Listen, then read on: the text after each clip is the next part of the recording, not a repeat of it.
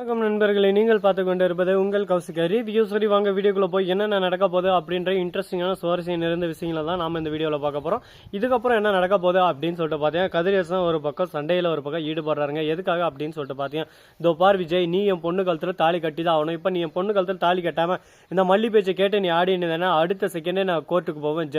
அப்புறம் நீ ஜெயிலில் வாழ்க்கை பூரா கழித்தினா அதை ஃபர்ஸ்ட் நினைச்சிக்கோ. முதல் மனைவி இருக்கிற போதையும் ரெண்டாவது மனைவி திருமணம் செஞ்சிடான் அப்படின்னு சொல்லிட்டு உன் மேலே கேஸ் போடுவேன். நீங்கள் கேஸ் போடுங்க, எனக்கு எந்த பிரச்சனையும் இல்லை. அந்த கேஸ் போடுறதுனால எனக்கு எந்த ஒரு லாஸும் இல்லை.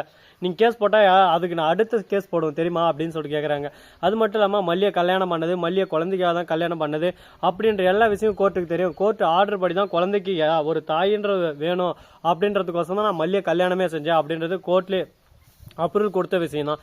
இந்த விஷயத்தை நீங்கள் கோர்ட்டில் இழுத்துறதுனால எனக்கு ஒரு நஷ்டமும் இல்லை அப்படின்னு சொல்லிட்டு சொல்கிறாங்க. நான் இந்த விஷயத்தை இழுப்பண்ணு உங்ககிட்ட சொல்லவே இல்லையே விஜய்.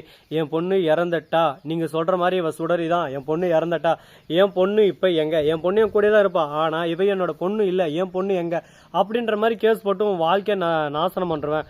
உன்னை மல்லி கூட சேர்ந்து வாழவே விட மாட்டேன். அது தெரியுமா உனக்கு?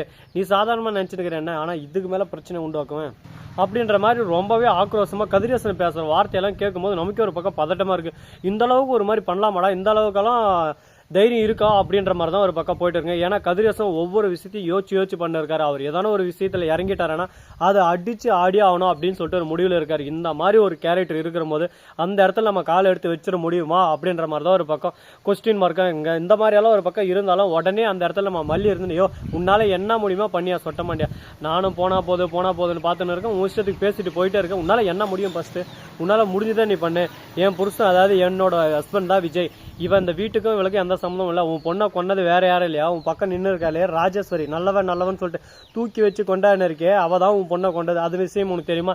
இது எல்லாமே தெரிஞ்சும் தெரியாத மாதிரி நான் இருக்கேன். ஏன் தெரியுமா? இப்போதைக்கு சுடரின்ற ஒரு கேரக்டர் ரேணுகான்னு ஒருத்தி இருக்கா. அவள் ஃபர்ஸ்ட் இந்த வீட்டை விட்டு போட்டோம். அவன் இந்த வீட்டை விட்டு போனால் அடுத்த செகண்டே உண்மை எல்லாமே வெளிச்சத்துக்கு கொண்டு வரலாம். அதுக்கப்புறம் யாரை எந்த விதத்தில் பிடிக்கணுமோ அந்த விதத்தில் பிடிச்சி ஒவ்வொருத்தனையும் துணியா காணணும்னு ஓட விடணும். அந்த மாதிரி ஒரு நிலைமைக்கு தள்ளிடணும் அப்படின்னு சொல்லிட்டு ஒரு பிளான்ல இருந்தா. அதனால தான் இவ்வளோ நாள் அமைதியாக இருந்தேன் அப்படின்னு சொல்லிட்டு சொல்றாங்க. இதை கேட்டதே இதுக்கு பேசவும் முடியல. ஒரு பக்கம் என்ன சொல்றதுன்னு சொல்லிட்டு தெரியல. குழப்பத்தில் குழம்பி போயிட்டு இருக்க. இதுக்கப்புறம் என்னதான் பண்ண முடியும்? இப்படியே ஒரு பக்கம் பிரச்சனை போயிட்டு இருந்தா ஒன்றும் பண்ண முடியாது அப்படின்ற மாதிரி ஒரு பக்கம் குழப்பம், ஒரு கன்ஃபியூஷன் எல்லாமே ஒரு பக்கம் சேர்ந்து வருதுங்க. இப்போ என்னதான்டா இதுக்கு வேற முடிவே இல்லையா அப்படின்னு சொல்றது? கண்டிப்பா முடிவுன்றது ஒன்று இருக்கு. ஆரம்பம்னு ஒன்று இருந்தால் தொடக்கம்னு ஒன்று இருந்தால் முடிவுன்னு ஒன்று இருக்கும்.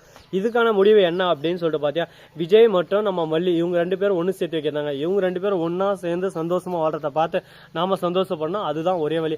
அதை விட்டுட்டு ஐயோ இவங்க இப்படி பண்றாங்களே, ஐயோ அவங்க அப்படி பண்றாங்களே, அந்த மாதிரி ஒரு பக்கம் குழப்பமும் பயமும் இவங்க ரெண்டு பேருக்குள்ள வந்துட்டு இருக்கு. மனோகர் வந்து ஒரே வார்த்தை தான், இதோ பாருங்க கதிரேசா, என்கிட்ட ஆதாரம் எல்லாமே இருக்கு. உன் பொண்ணை கொன்னதுக்கான ஆதாரம் இருக்கு, உன் பொண்ணு இல்லைன்றதுக்கான ஆதாரம் இருக்கு. நீ போலீஸ் ஸ்டேஷனே போனாலும் எனக்கு பிரச்சனை இல்லை, எனக்கு எந்த ஒரு கவலை இல்லை. என்னோட மாப்பிள்ளையை நான் வெளியே கொண்டு வந்துடுவேன், மல்லி கூட வாழ வைக்குவேன். என்னோட பொண்ணு தான் ரஞ்சி தான், அவளும் தான் ஆசைப்பட்டா.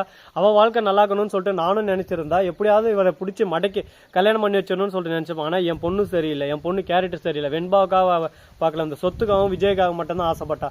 அப்படிப்பட்ட என் பொண்ணுகிட்ட இருந்து அவன் விஜயோட வாழ்க்கையை காப்பாற்றிருக்கேன்னா உன் வாழ்க்கையை பற்றி நான் எந்த அளவுக்கு யோசிப்பேன், அதெல்லாம் நீ யோசிச்சா அப்படின்னு சொல்லிட்டு கேட்குற போது ஓ கரெக்டு தான், நீ சொல்கிறது எல்லாமே வாஸ்தவமான பேச்சு தான், நீ சொல்கிறது இப்போ தான் எனக்கு ஒன்றுன்னா யோசிக்க தோணுது அப்படின்னு சொல்லிட்டு யோசிக்க ஆரம்பிக்கிறாங்க. இதுக்கு மேலே என்ன பேச முடியும் சொல்ல பார்க்கலாம்.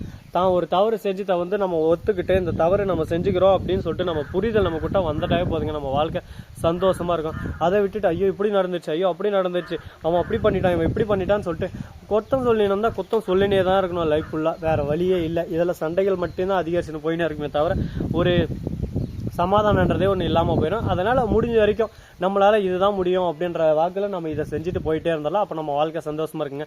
சரி, இதெல்லாம் ஒரு பக்கம் போட்டுன்னு சொல்லிட்டு விட்டாலும் அதே சமயத்தில் மறுபக்கம் என்ன நடக்குது அப்படின்னு சொல்லிட்டு பார்த்தீங்கன்னா, நம்ம நிஷா இருக்காங்களா, அவங்க வந்து ஒரு பக்கம் அப்பா என்ன இவங்க கிட்ட வெட்டியா பேச்சுன்னு, நம்ம மேல என்ன தப்பு இருக்கு, நம்ம அக்கா உயிரோட இருக்காங்களா, இதை வச்சு நம்ம கேஸ போடலாம், நீங்க எதுவும் கவலைப்படாதீங்க, தேவையில்லாம இவங்க கிட்ட நீங்க எதுக்கு பேசுறீங்க, இவங்க கிட்ட பேசுறதுக்கான அருகதே நமக்கு இல்லை ஃபர்ஸ்ட்.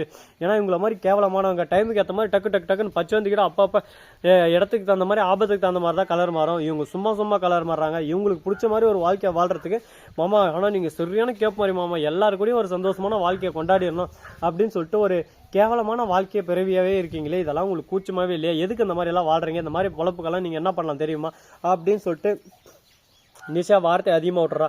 இந்த பார் நிஷா, வார்த்தை என்னைக்குமே அள்ள முடியாது, கொட்டிட்டா திரும்ப வார முடியாது. அதனால பொறுமையாக பேசு அப்படின்னு சொல்லிட்டு சொல்ல உடனே என்னமும் பேச முடியாமல் ஒரு பக்கம் ஐயோ என்னடா பொசுக்குன்னு இப்படி சொல்லிட்டாலே அப்படின்னு சொல்லிட்டு ஒரு பக்கம் தயக்கத்தையோடையும் அப்படியே சோகத்தோடையும் சைலண்டாகவே இருக்காங்க. இப்போ என்ன தாண்டா பண்ணுறது, இதுக்கு வேறு முடிவே இல்லையா அப்படின்னு சொல்லிட்டு யோசிச்சுன்னு இருக்காங்க. அடுத்து என்ன பண்ண போகிறாங்கன்னு சொல்லிட்டு தெரியலிங்க. சரி இந்த மாதிரியெல்லாம் ஒரு பக்கம் போயின்னு இருந்தாலும் மறுபக்கம் என்ன நடக்க போகுது ஏது நடக்க போகுது அப்படின்னு சொல்லிட்டு பார்த்தீங்கன்னா கரெக்டாக நம்ம வெண்பா இருக்காங்களா அவங்க நான் சொல்கிறது தான் அங்கே முடிவு. நான் தான் லாஸ்ட் வரையும் அம்மா கூட இருக்க போகிறேன். என் அம்மா மல்லி அம்மா மட்டும்தான், ரேணுக்கு அம்மா எனக்கு அம்மாவே இல்லை, அவங்க யாருன்னு எனக்கு தெரியாது அப்படின்னு சொல்லிட்டு மூஞ்சில் அடிச்ச மாதிரி சின்ன குழந்தை சொல்லியிருந்துங்க. இதை கேட்டதும் என்ன பேசுறது ஏது பேசுன்னு சொல்லிட்டு தெரியாமல் நம்ம பண்ணது எல்லாமே தப்பு தான் ஒரு பக்கம், என்னடா இது அப்படின்ற மாதிரி ஒரு பக்கம் ஆச்சரியம். கூடவே இருப்பானுங்க நிறைய பேர், திடீர்னு பார்த்தா அழகழகா ட்ரெஸ் போட்டுன்னு அழகழகா வருவானுங்க. இந்த மாதிரி எச்ச புத்தி எதுக்குன்னு தெரியல. நாம ஒரு பக்கம் பாருங்க எப்படி இருக்குங்கன்னு சொல்லிட்டு ஒருத்தங்கிறானுங்க ஹாஸ்பிட்டலுக்கு போகிறதுக்கு கூட ஏதோ பொண்ணு பார்க்க போகிற மாதிரி வரும். எதுக்குங்க அந்த பொழப்பு, இந்த மானங்காட்ட பொழப்புங்க பார்த்தீங்கன்னா ஹாஸ்பிட்டலுக்கு தான் போகுது. இங்கே பார்த்தீங்க மாப்பிள்ளை மாதிரி ரெடியாக வந்துக்கலாம். எதுக்கு இந்த மானங்காட்ட பொழப்பு இந்த பையனுக்கு? நான் என்ன பாருங்கள் டிஷர்ட்டை போட்டுன்னு எப்படிக்கிறேன்ட்டு அதெல்லாம் என்ன ஹாஸ்பிட்டலில் ஏதாவது நர்ஸ் இருக்கும் போய் பேசணும் அப்படின்னு ஒரு ஆசை ஒரு ஆதங்கம். எப்படியாவது அங்கேனா போயிட்டு ஒரு கல்யாணத்தை பண்ணிடலாம் அப்படின்னு சொல்லிட்டு ஒரு வெறியில் சுற்றின்னு இருக்காப்புல கூட. அதுக்கு தான் நான் சொன்னேன் ஹரி ப்ரோ இதை பற்றி ஹரிய மச்சான் பற்றி சொல்லியிருப்போம்ல, அவங்ககிட்ட போய் ட்ரைனிங் ஏறானா எடுக்க மாட்டேன்றான், பார்த்து என்ன பார்த்து சிச்சுன்னுக்கலாம். ஸோ நண்பர்களே இந்த வீடியோ முடிச்சிருந்தா லைக் பண்ணுங்கள், கமெண்ட் பண்ணுங்கள், ஷேர் பண்ணுங்கள், டிண்டிங் மேலே தட்டி விட்டு போங்க. அப்போ தான் நான் போகிற அடுத்தடுத்த வீடியோ உங்களுக்கு உடனே நோட்டிஃபிகேஷன் வந்து கொண்டே இருக்கும். மிக்க நன்றி, தேங்க்ஸ் ஃபார் வாட்சிங், டாடா செய்யும், நன்றி வணக்கம், முதல் நம்பருக்கு தருக.